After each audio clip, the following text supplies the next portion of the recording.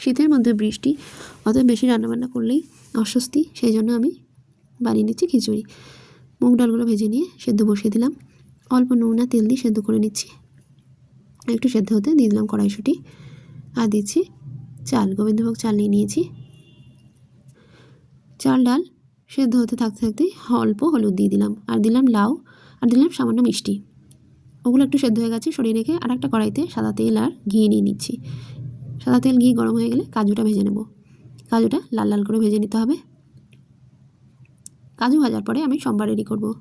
সম্বার ready করছি সাদা জিরে, তেজপাতা আর কাঁচা লঙ্কা টমেটো দিয়ে, আর দিচ্ছি আদা বাটা। সম্বার রেডি হয়ে গেছে। এবার প্রথম কড়াইটা এপাশে নিয়ে এসে কাজুটা ছড়িয়ে দিলাম, তারপরে দিলাম পালং পাতা। এরপরে সম্বার আমি অ্যাড করে দেবো। খুব চটজলদি রান্না। অবশেষে নামানোর আগে সামান্য নুন দিচ্ছি, কারণ শুরুতেই একদম অল্প একটু নুন দিয়েছিলাম, তাই এটা ব্যালেন্সের জন্য দিলাম। আর দিলাম চিলি ফ্লেক। গরম গরম খিচুড়ি তৈরি, এবার পরিবেশনের জন্য রেডি।